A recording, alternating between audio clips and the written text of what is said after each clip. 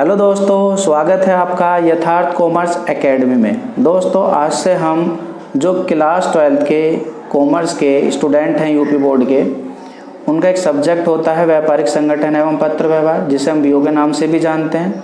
ठीक है, तो आज से हम बीओ स्टार्ट करने जा रहे हैं और बीओ के अंदर जो हमारा फर्स्ट चैप्टर है वो है देसी व्यापार। तो इस वीडियो के अंदर, ये हमारी वीडियो नंबर फर्स्ट है, तो इस वीडियो के अंदर हम सिर्फ आज दो बातें सीखेंगे। एक, देसी व्यापार किसे कहते हैं यानी देसी व्यापार का अर्थ, और दूसरा हम सीखेंगे दोस्तों देसी व्यापार के प्रकार। ठीक है, तो वैसे तो बहुत से स्टूडेंट होंगे भाई जिन्हें पता होगा कि देसी व्यापार किसे कहते हैं, लेकिन कुछ स्टूडेंट ऐसे हो सकते हैं जिन्हें ना पता हो कि देसी व्यापार किसे कहते हैं। तो चलिए आइए देखते हैं कि देसी व्यापार किसे कहते हैं। तो ऐसा व्यापार जो देश की सीमा के भीतर विभिन्न स्थानों एवं क्षेत्रों के मध्य किया जाता है, देशी व्यापार कहलाता है। यानी ऐसा कोई भी व्यापार जो आप देश में रहकर कर रहे हो, समझ में आया? ऐसा कोई भी व्यापार जो आप देश के अंदर रहकर करते हो, यानी व्यापार करने के लिए देश से बाहर नहीं जाते हो।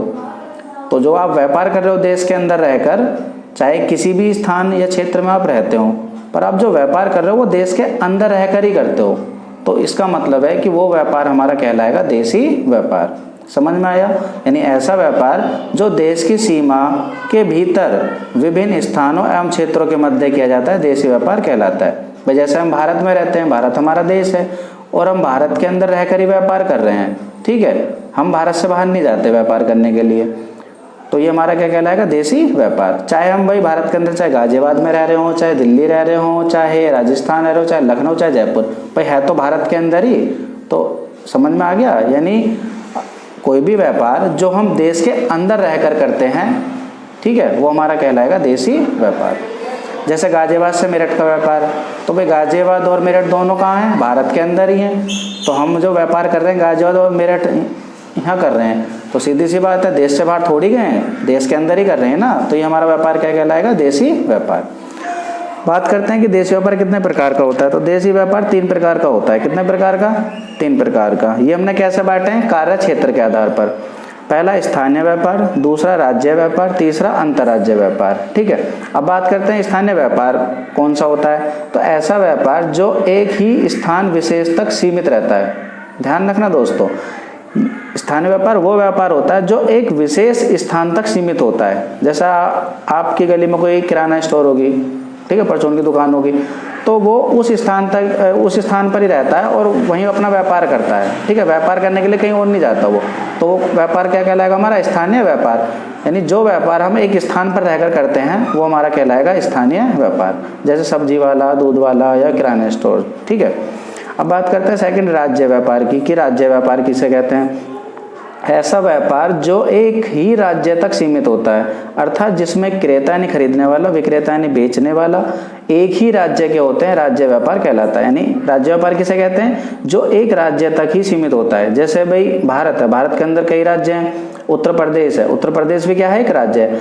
अब उत्तर प्रदेश के अंदर बहुत सारे शहर हैं, बहुत सारे स्थान हैं। ठीक है, तो अगर आप उत्तर प्रदेश के अंदर रहकर ही व्यापार कर रहे हो, यानी उत्तर प्रदेश से बाहर नहीं जाते व्यापार करने के लिए, तो ये व्यापार कहलाएगा हमारा राज्य व्यापार।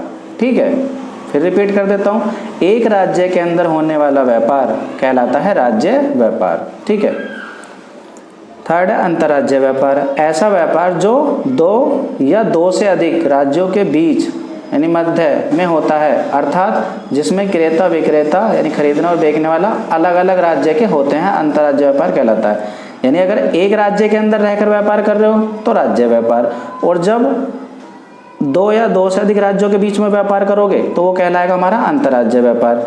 जैसे उत्तर प्रदेश भी एक राज्य है और मध्य प्रदेश भी एक राज्य है, तो हम जो व्यापार कर रहे हैं इन दोनों के बीच में कर रहे हैं। ठीक है, समझ में आ गया? तो ये 2 राज्यों के बीच में व्यापार हो रहा है भाई, उत्तर प्रदेश के और मध्य प्रदेश के। तो अगर एक राज्य के अंदर होता तो राज्य व्यापार होता है, लेकिन अब ये कितने राज्यों के मध्य व्यापार हो रहा है? 2 राज्यों के, एक उत्तर प्रदेश और एक मध्य प्रदेश, तो ये हमारा क्या कहलाएगा? अंतर्राज्य व्यापार।